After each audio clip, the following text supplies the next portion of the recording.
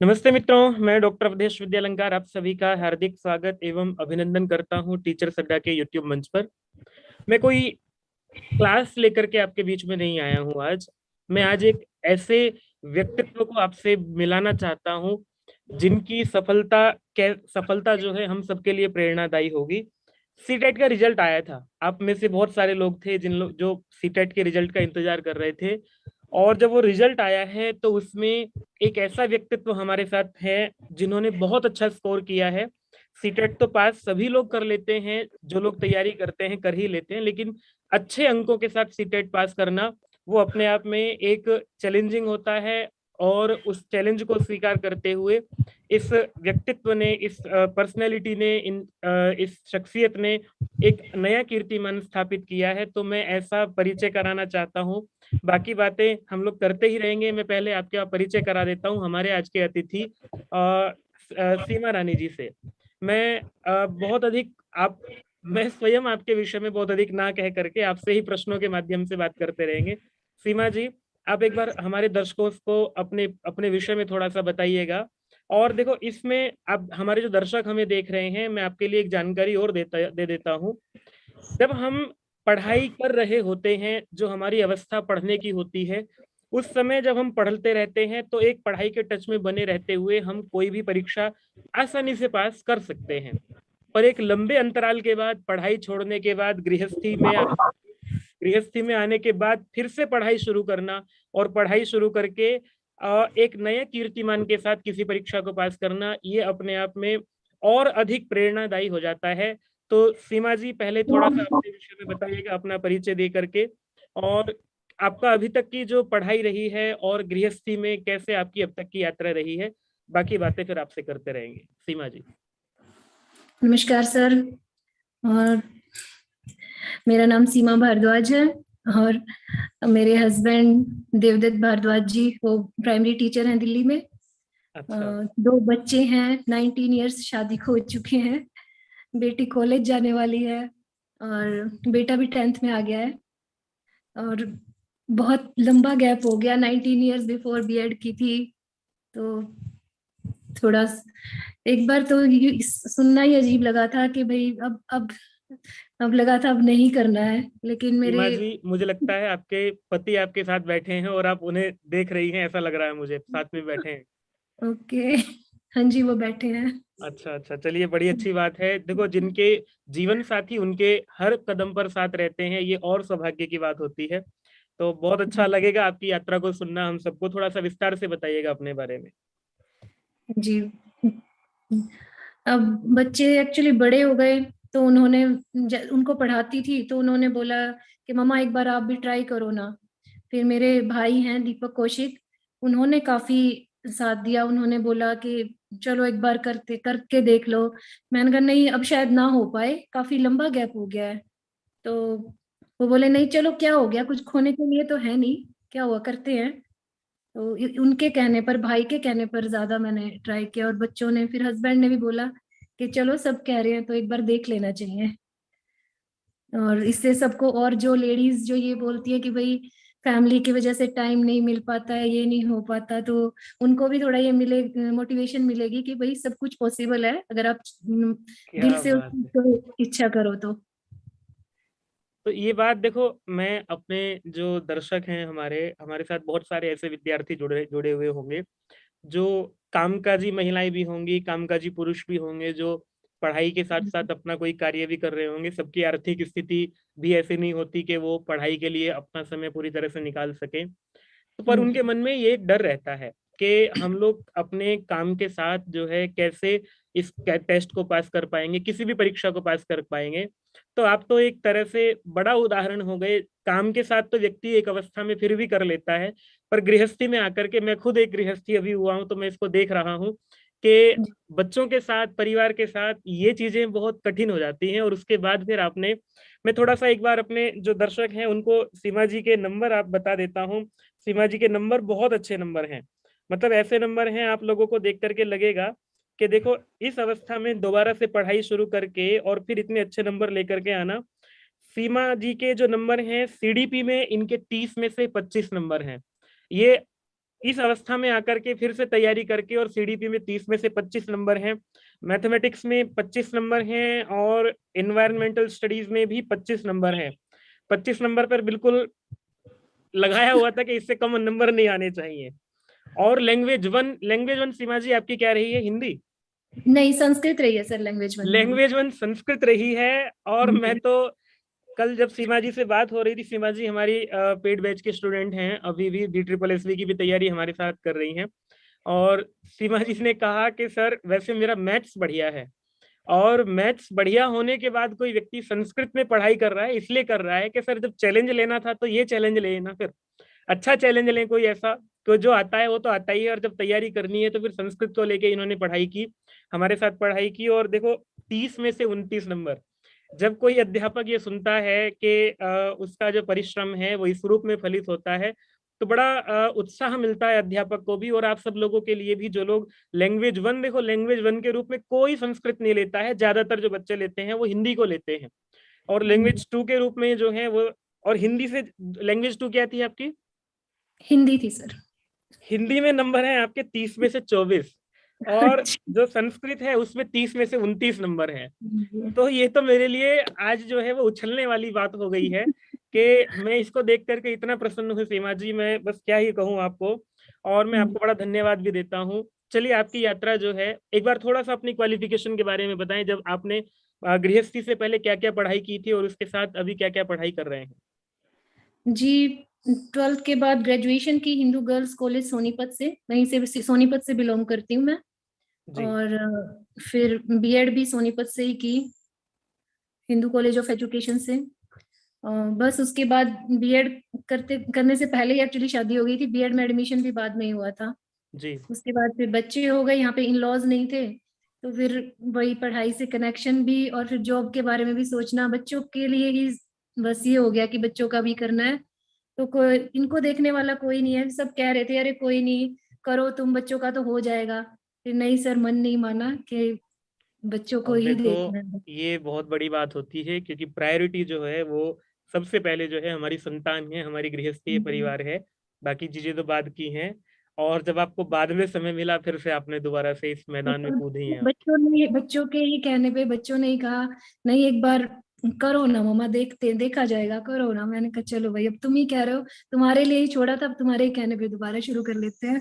क्या बात है तो सीमा जी, मैं आपके लिए जो है, मेरे मन से ताली बजाने का जो है वो हो रहा है।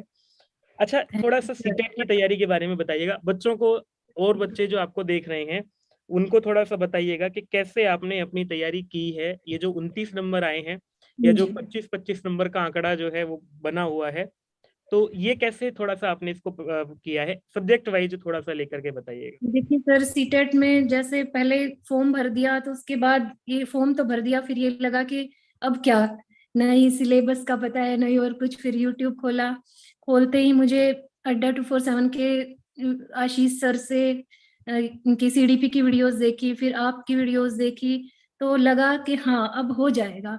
आप लोग इतना बेसिक से लेके चलते हैं सबको, जैसे मुझे 19 ईयर्स हो चुके थे हर चीज से अलग हुए, पढ़ाई की बातों से। और लेकिन फिर जब मेरे को लगा कि हाँ आप लोग वैसे ही सिखा रहे हैं, इस बात को, अपने ज्ञान को झाड़े बिना अगले के लेवल को देख के और तब सिखाते हैं, तो मुझे फिर लगा था जैसे ही मैंने आप लोगों की वीडियो देखी कि हाँ हो जाएगा, शायद हो जाए।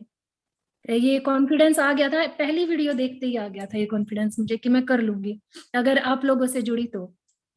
और फिर यही हुआ, जैसे जैसे सीमा जी सफर ने आगे फिर बढ़ता गया। सीमा जी ने फिर कहा कि कर लेंगे, और ये हो गया है। हाँ जी। तो अब तो सुन करके बड़ा ऐसा सा लग रहा है कि सोचा और हो गया है। पर इस सफर के बीच में कुछ परेशानी भी आई होंगी, किस तरह की परेशानी आपको देखनी पड़ी होंगी? जैसे कि इतना लंबे समय हो गया था पढ़ाई छोड़े, फिर हाँ से बस पढ़ना उन चीजों को। टाइम के लिए वही सिटिंग बनाना ही थोड़ा मुश्किल हो रहा था कि भाई पढ़ाई के लिए कोई चीज हम नई स्टार्ट कर रहे हैं, एक तो हम उसके टच में नहीं है, तो हमें थोड़ा लंबी सिटिंग्स देनी पड़ती हैं उसके लिए। तो लेकिन बात यह है कि जब टीचर्स हमें अच्छे मिल जाते हैं, तो फिर वो मुश्किलें मुश्किलें नहीं लगती। फिर लगता है कि हाँ भाई पढ़ो, वो आप इतना अच्छा पढ़ाते हैं कि लगता है चले जाओ पढ़ते जाओ, ठीक है, दोबारा वीडियो देखो तो भी कोई दिक्कत नहीं है, चलते रहते हैं। और ऐसे करके ज्यादा परेशानी नहीं हुई मुझे मुझे इस बारे सीमा में। जी, हम लोग जो हैं जब उत्तर रामचरितम पढ़ते हैं, आप तो DSSB की तैयारी कर रहे हैं अभी, बिल्कुल। और उत्तर रामचरितम में पहले ही अंक में एक श्लोक आता है कि वितरति प्राज्ञः विद्याम यथा जड़े। जैसे जड़ में जो है एक चेतन वस्तु में और जड़ में समान रूप से अध्यापक जो है उसके सामने बैठ करके अपनी बात को कह रहा होता है।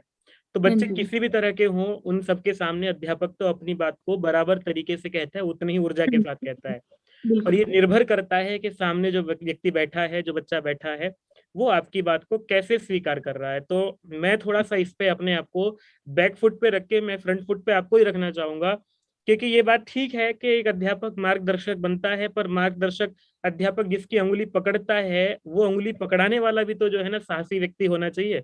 हाँ अध्यापक जी। तो हम तो यहाँ पर यूट्यूब पर आकर के पढ़ाते ही हैं, आशीष सर पढ़ाते हैं, आयुष सर पढ़ाते हैं, लंबे समय तक पढ़ाते हैं और लंबे समय से पढ़ा रहे हैं, पर बच्चे कुछ समय के लिए आते हैं, फिर उत्साह छोड़ करके चले जाते हैं। पर जो व्यक्ति टिकता है, मैंने आज भी देखा हमारे साथ अभी थोड़ी देर पहले 5 बच्चे जुड़े हुए थे, वो आए हुए थे यही ऑफिस पे, तो उन्होंने अपना बताया कि ठीक से किया, पर वो लंबे समय तक जुड़े रहे तो उनको सफलता मिलती है। और सीटेट तो एंट्री टिकट है, हाँ जी। यहाँ से बिल्कुल। आपको एक बार एंट्री मिल जाती है और आगे सब सब परीक्षाओं में लगभग वही चीजें रहती हैं, हाँ बाकी जी। विशेष सब्जेक्टिव बदलता है। तो जिन लोगों ने इसको किया है अच्छे से, वो और आगे के एग्जाम्स में भी अगर अच्छे से तैयारी कर ली है सीटेट के लिए, तो आगे के एग्जाम्स में भी वो सहायक होती है। जी। सब्जेक्ट्स पर बात करें आपकी, जैसे कोई ऐसा सब्जेक्ट या कोई ऐसा विषय जिस पर आपको लगता हो कि हाँ ये दिक्कत में करता था मेरे लिए, CDP में, इन्वायरमेंटल स्टडीज में या मैथ्स में? में सीडीपी ही समझने में थोड़ी ये हो रहा था, क्योंकि लैंग्वेज एकदम नई लग रही थी उन चीजों की। बाकी चीजें तो बच्चों को पढ़ाते हुए थोड़ा बहुत टच में थे, लेकिन सीडीपी का बिल्कुल वो नहीं था, बिल्कुल ही नहीं लग रहा था कि भाई ये हो जाएगा। और वैसे तो मैंने ग्रेजुएशन में संस्कृत ली हुई थी, लेकिन एक 20 साल पहले की जो बात है उससे फिर, लेकिन आप बहुत सहज भाव से पढ़ाते हैं, तो इस तो संस्कृत की भी दिक्कत नहीं लगी। एक बार शुरू में तो सीडीपी और संस्कृत को में लगा था कि परेशानी है, लेकिन फिर ठीक हो गया। देखो, मैं एक चीज बताऊं विद्यार्थियों, जो आप दर्शक देख रहे हैं, संस्कृत को लेकर के जो भाषा है, वो भाषा को पढ़ने में ही दिक्कत होती है, हाँ बाकी जी। कुछ भी कठिन नहीं होता। जो CDP आप पढ़ते हैं, भाषा की शिक्षण की विधियां जो हिंदी में पढ़ते हैं, ज्यों का त्यों है, उसमें कुछ भी नया नहीं है। बस आपने यदि भाषा को पढ़ना सीख लिया है और उसको समझना सीख लिया है, तो 30 में से 29 नंबर अभी आपके सामने उदाहरण है। और मैं तो ये सोच रहा था कि हिंदी में 29 नंबर होंगे, मतलब मैं स्वयं इस बात को विश्वास नहीं कर रहा था कि 29 नंबर हिंदी में होंगे, कि हिंदी हम सबकी मातृभाषा है और प्रायः उसमें गलत होने के चांसेस कम होते हैं। लेकिन हाँ जी। संस्कृत के नंबर सुन करके तो मैं तो ऑफिस में आज जो है शोर मचाने वाला हूँ कि देखो भैया, हमारे पास जो है 29 नंबर वाले हैं। जी सर। अच्छा, आगे का लक्ष्य क्या रखा हुआ है? मैं तो जितना जानता हूँ आपके विषय में कि आप DSSB की तैयारी कर रहे हैं, अध्यापक बनना हाँ ही है जी। आपको। बस DSSB की ही कर रही हूँ तो, और तो निवास यही है। आपका दिल्ली में है, तो दिल्ली में रह करके ही अध्यापक बन जाए थोड़ा ये। जी, यही है। अच्छा, जी। हमारा जैसे आपने कहा है, और किस तरह से आशीष सर की वीडियो से आपको हेल्प मिली है? टीचर आयुष सट्टा जो है वीडियोस। वो, एक जो विद्यार्थी हमें देख रहे होंगे, तो किस तरह से हमारी कुछ कमियां भी होंगी, वो थोड़ा सा आप वो भी बताएं हमें, अगर आपको कुछ ऐसा लगता है कि ये चीज और सुधार करनी चाहिए, या जो विद्यार्थी देख रहे हैं वो, उन्हें हमसे क्या लाभ हो सकता है, थोड़ा सा इस विषय में विद्यार्थियों को बताएंगे आप? देखिए सर, सुधार की तो ऐसी कोई गुंजाइश नहीं है। आप लोग पूरा अपना 100% से भी कुछ ना कुछ ज्यादा करने की कोशिश करते हैं। मैथ्स भी आयुष सर से पढ़ा है, सोलंकी सर से पढ़े हैं, नवनीत सर से पढ़े हैं, तो मतलब सारों का ही बहुत ही अच्छा लगा। सबके सबके साथ बहुत अच्छा लगा है। और आपके साथ तो बेस्ट लगा, इसलिए फिर संस्कृत को ही आगे चूज करके अब आगे DSSB में उसी के साथ मैंने कहा जब इतना हो गया तो आगे फिर ये भी हो जाएगा।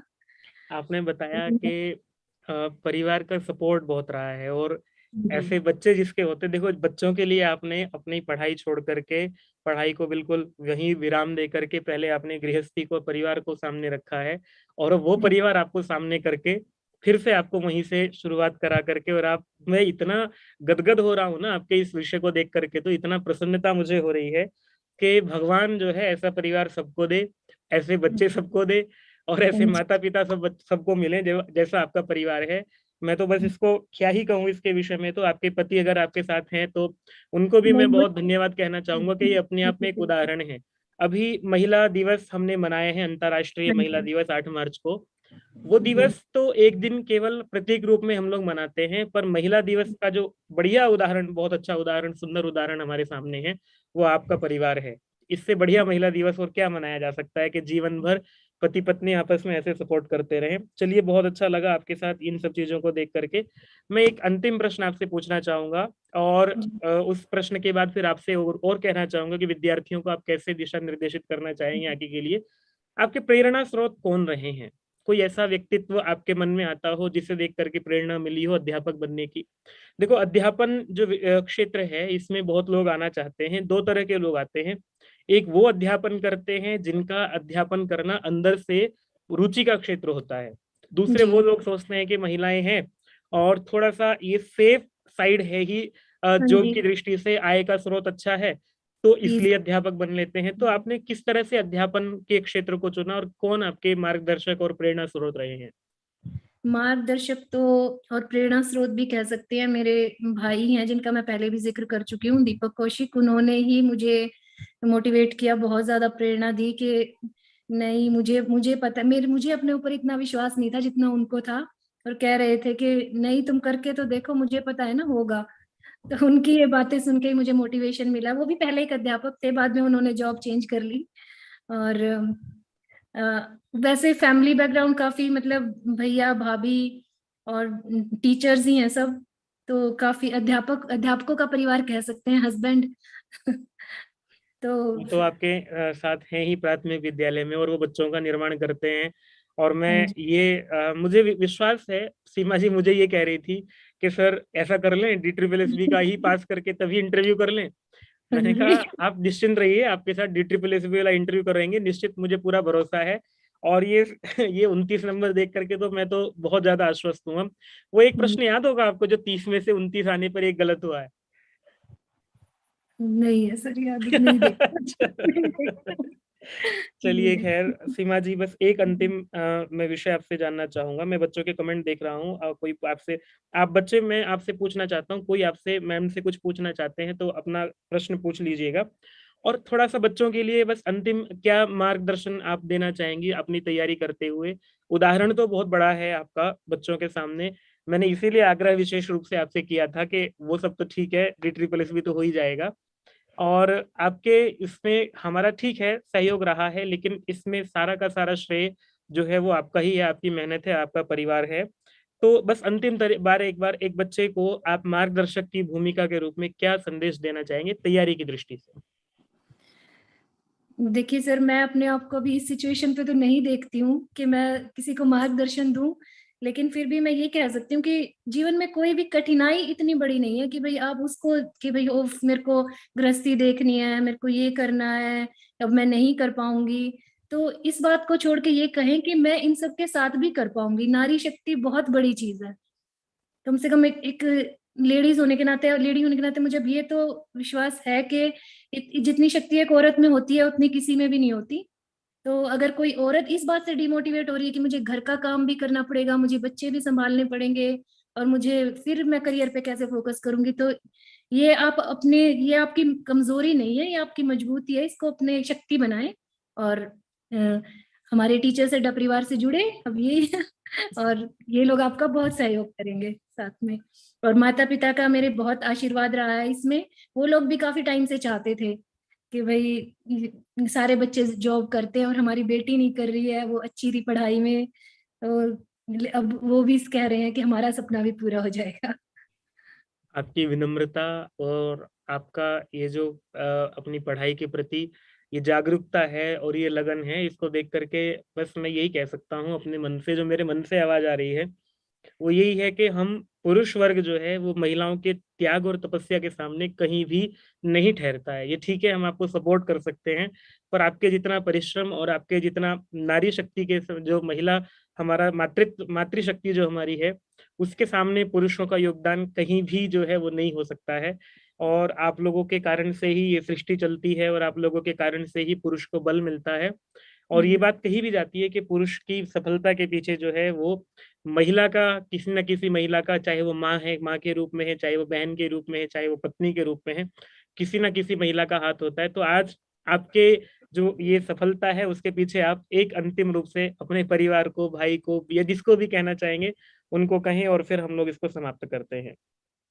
जी, सबसे पहले भगवान भोलेनाथ को और भाई को, हस्बैंड, देखिए ये सही बात है कि औरतें पुरुष की सफलता का कारण होती हैं, लेकिन पुरुष भी औरत की सफलता का कारण होता है, क्या ऐसी बात बात नहीं। है। अगर वो सपोर्ट नहीं करेंगे तो फिर कुछ नहीं है।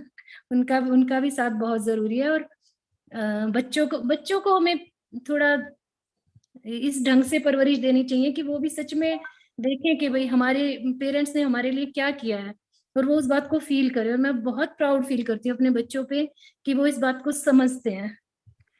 चलिए सीमा जी, बहुत अच्छा लगा आपसे बात करके। और देखो, जो दर्शक हमें देख रहे हैं, जो विद्यार्थी अभी जिन्होंने अपना जीवन आरंभ किया है, एक ग्रेजुएशन करने वाला विद्यार्थी तो बाहर की दुनिया में कदम रखता भर मात्र है, और फिर वो सोचता है कि अगर कोई एग्जाम पास नहीं होता है, सीटेट अभी रिजल्ट आया है, बहुत सारे बच्चे ऐसे रह गए हैं जिनका सीटेट पास नहीं हुआ है, तो जी उनके लिए मैं कहना चाहूंगा अपनी ओर से, टीचर सड्डा की ओर से और सीमा जी का उदाहरण सामने रखते हुए, कि एक एग्जाम यदि पास नहीं हुआ है उसके पीछे कारण बहुत सारे हो सकते हैं। आपको एक सही दिशा निर्देश नहीं मिला, आपकी अपनी मेहनत में कमी रह गई, दिशा निर्देश भी मिला तो उन सब कमियों को देखते हुए एक पंक्ति हम लोग, प्रसिद्ध कवि है उनकी, सुनते हैं कि असफलता एक चुनौती है, इसे जी सहर्ष स्वीकार करो, कहाँ कमी रह गई देखो और सुधार करो। तो वो कमियों को देखते हुए उसको सुधार करते हुए जब आगे बढ़ते हैं तो वैसे मजाक में हम लोग कह दिया करते हैं, सीटेट और यूजीसी नेट ये दो एग्जाम ऐसे हैं जो साल में 2 बार होते हैं, कि चल इस जी बार पार नहीं हुआ तो अगला तो हो ही जाएगा, कौन सा कुंभ का मेला है जो 12 साल में आएगा। तो बिल्कुल ये बात बिल्कुल सही भी है, अभी आपको तुरंत सीटेट की तैयारी में लग जाना चाहिए। हम टीचर सड्डा के परिवार की ओर से आप लोगों के लिए हमने बैच भी बनाए हैं। मैं ये नहीं कहता हर विद्यार्थी को कि वो पेड बैच ले, उसे बिल्कुल पेड बैच नहीं लेना चाहिए जो अपनी तैयारी अपने आप करने में समर्थ है। दिशा निर्देश करने के लिए पूरी की पूरी टीम आपको जो लंबे समय से पढ़ा रहे हैं वो यूट्यूब के माध्यम से आपसे जुड़ी हुई हैं, पर किसी को ऐसा लगता है सामग्री की आवश्यकता नहीं है तो वो पेड बैच से भी जुड़ सकता है। और सीमा जी का उदाहरण जो है वो आप सब लोगों के लिए बड़ा प्रेरणादायक रहेगा ऐसा मान करके, और ये सेशन हमारा बहुत सफल रहेगा ये मान करके मैं आज इस सेशन का अंत करता हूं। और आप सभी के लिए मैं फिर से आने वाले सीटेट के लिए बहुत शुभकामनाएं दे करके, और सीमा जी विशेष रूप से आपके लिए DSSB में यहीं बैठ करके फिर से इंटरव्यू कर रहे होंगे, और वहां भी नंबर जो है वो यही सुनने को मिलेगा मिलेगा ही, मुझे ऐसा लगता है, क्योंकि आपकी जिस तरह की तैयारी है, आप अभी से तैयारी कर रही हैं, कि वहां भी 100 में से जो है वो 90+ रहेगा, ऐसा मेरा विश्वास है। तो फिर मिलेंगे, तब तक के लिए सीमा जी आपका बहुत बहुत धन्यवाद, आप हमारे साथ जुड़ी, आपके पूरे परिवार का धन्यवाद, और सभी विद्यार्थियों का भी धन्यवाद जो हमें देख रहे हैं। फिर मिलेंगे, तब तक के लिए नमो नमः। जयतु संस्कृतम, जयतु भारतम। Thank you sir.